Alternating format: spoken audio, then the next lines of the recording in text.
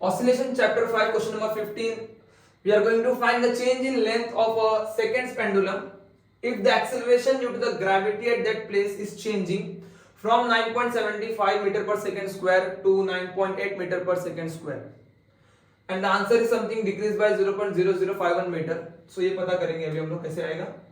हमारे पास अवेलेबल है second pendulum. हमारे पास अवेलेबल है सेकेंड पेंडुलम.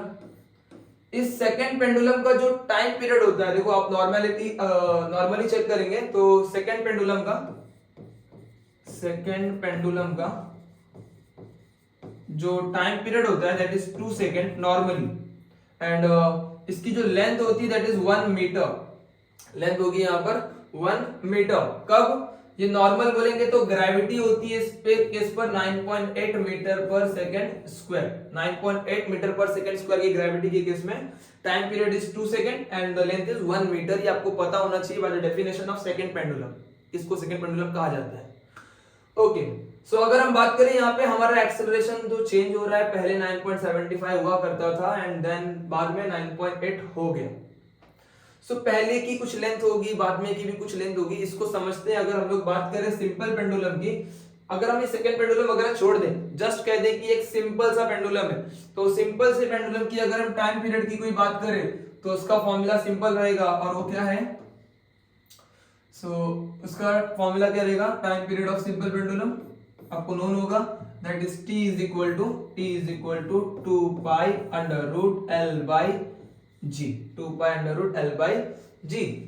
सो यहाँ पर इस सेकेंड पेंडुलम का टाइम हम चेंज नहीं कर रहे हैं. क्वेश्चन में बोला है कि आपको पूछा कि कितना लेंथ चेंज हो जाएगा, find the change in length, यानी कि लेंथ बदलने वाली है जब ग्रेविटी बदल रही है. सेकेंड रहेगा हमेशा सेकेंड पेंडुलम.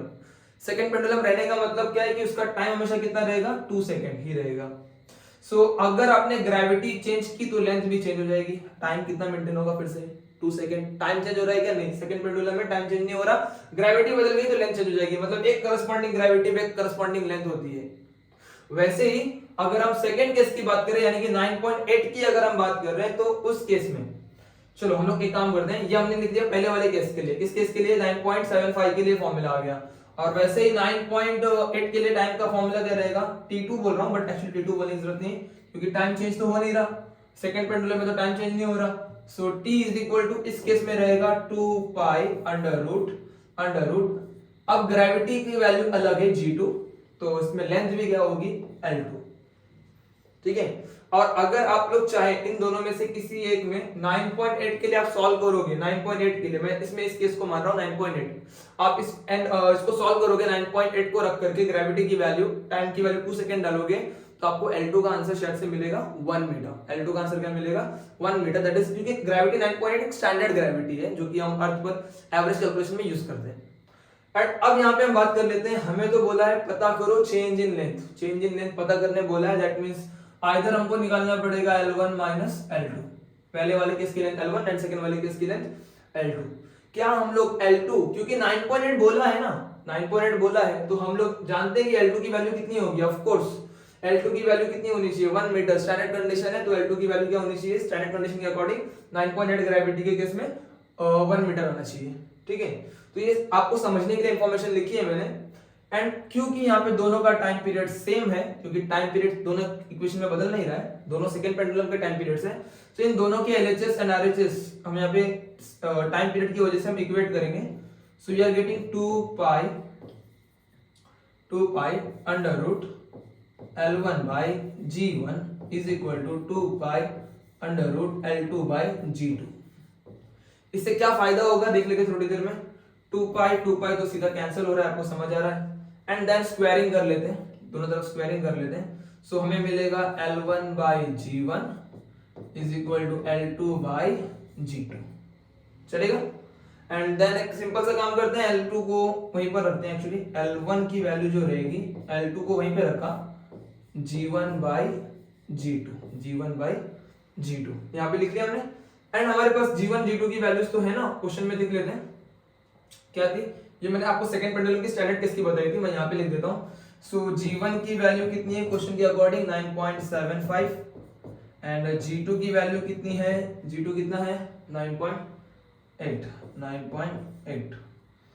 सो यहां पर अगर हम चेक करें L1 is equal to L2, G1 की वैल्यू कितनी डालेंगे 9.75 अपॉन G2 की वैल्यू क्या डालेंगे 9.8, ओके 9.75 अपॉन 9.8। सो आपको L1 is equal to L2 का जो आंसर होगा, जो आपको आंसर होगा वो मिलेगा अप्रोक्सीमेटली L2 0.995 के करीब आपको इसका आंसर मिलेगा। आप इसको लॉग टेबल से डिवाइड कर लो, ये आंसर आ जाएगा।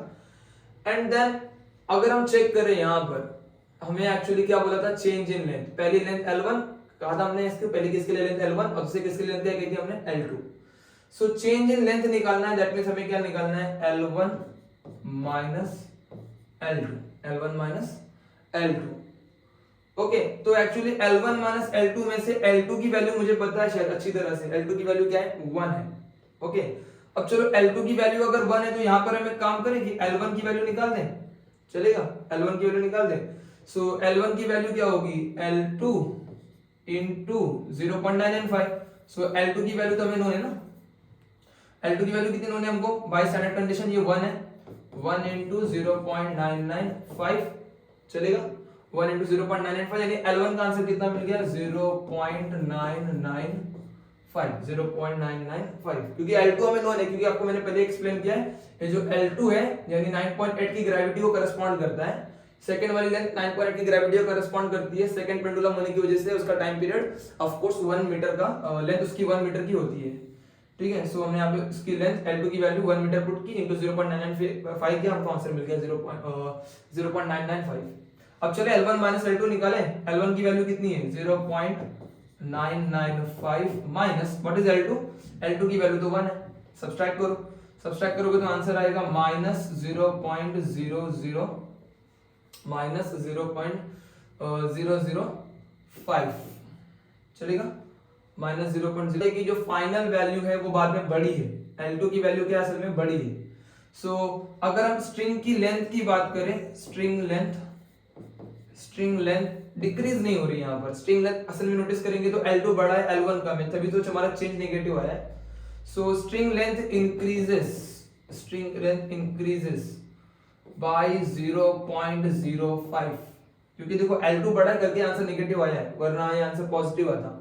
सो स्ट्रिंग की लेंथ इंक्रीज हो रही है बाय 0.05, देखिए स्ट्रिंग की लेंथ इंक्रीज हो रही है बाय 0.005 जब ग्रेविटी चेंज हो रही है, व्हेन ग्रेविटी चेंजेस फ्रॉम 9.7 कितनी थी यहाँ पे 9.75 टू 9.8, 9.75 टू 9.8 लेंथ क्या होगी इंक्रीज। हमें क्वेश्चन में बोला था, आंसर में दिया था डिक्रीज, बट एक्चुअली लेंथ हो रही है आपकी इंक्रीज हो रही है बाय 0.005। 1 नहीं निकाला हमने, चाहते तो लॉग टेबल में एक नंबर और रखते तो आपको और एक्यूरेट आंसर मिलता, बट ये भी चलेगा।